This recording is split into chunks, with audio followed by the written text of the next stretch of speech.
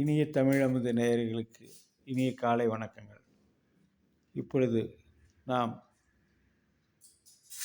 பார்க்க போவது பாலலீலை முதலாவது பாகம். குழந்தைகள் நாளொரு மேனியும் பொழுதொரு வண்ணமாக வளர்ந்தார்கள். இடுப்பில் அணிந்த மணியின் கிண்கிணி யோசையும் கார் சிலங்களில் கலகல ஓசையும் முழிக்க தவழ்ந்தார்கள். பின் நடைபெயன்றார்கள். பின் கன்றுகளின் வாலை பிடித்து கொண்டு பின்னாலேயே ஓடினார்கள். கன்றுகள் குழந்தைகள் அங்குமாக இழுத்தன. தாய்மார்கள் வீட்டு வேலையை விட்டுவிட்டு இந்த விளையாட்டுகளை பார்த்து சந்தோஷப்பட்டார்கள். கூடவே அவர்களுக்கு மிகவும் பயமாகவும் இருந்தது. கொம்புள்ள பசுக்களிடம் தெற்றுப்பல்லை காட்டும் குரங்குகளிடம் குழந்தைகள் விளையாடும், தண்ணீருக்குள் விளையாடும், கத்தி முதலான ஆயுதங்களை எடுப்பதும் முட்பதற்கு போவதும் என குழந்தைகள் படும் பாட்டில் அவர்கள் மிகவும் பயந்தார்கள். பலராமனும் கிருஷ்ணனும் கோகுலம் முழுவதும் நடமாடத் தொடங்கினார்கள். மற்ற இடைச்சிறுவர்கள் எல்லாரும் இவர்களுக்கு நண்பர்கள்.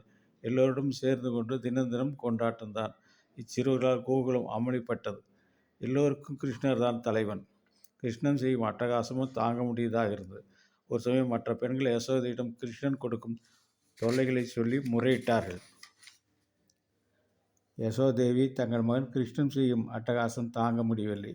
பால் கறப்பதற்கு முன்பே நாங்கள் அசந்திருக்கும் நேரம் பார்த்து கன்றுகளை அவிழ்த்து விட்டு விடுகிறான். இப்படி செய்கிறான் என்று திட்டினால் சிரிக்கிறான். பெரிய திருடனாக இருக்கிறான். திருடுவதில் தான் இவர் எப்படிப்பட்ட சாமர்த்தியசாலியாக இருக்கிறான் தெரியுமா?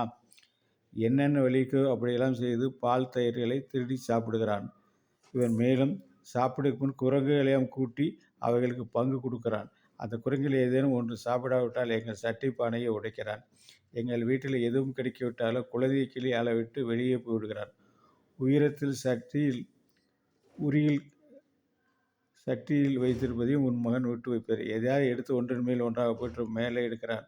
முடியாவிட்டால் கட்டியிருக்கும் பானையை ஓட்டையாடும். உன் பிள்ளைக்கு இருட்டைக் கண்டும் பயமில்லை. மேலும் எதையும் கேட்டால் நாங்கள் சுத்தமாக மெழுகி வைத்திருக்கும் இடத்தில் திருநீர் கிழித்து விட்டு வந்துடுறான்.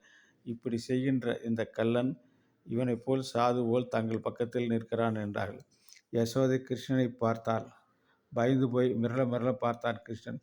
இப்படி பார்க்கிற ஒரு குழந்தை யாருக்குத்தான் மனம் அலட்டிவர்? ஒரு வழியாக புகார் பட்டியல் கொடுத்த பெண்களை சமாதானப்படுத்தி யசோதை அனுப்பி வைத்தாள். மீதி நாளை காண்போம். நன்றி, வணக்கம்.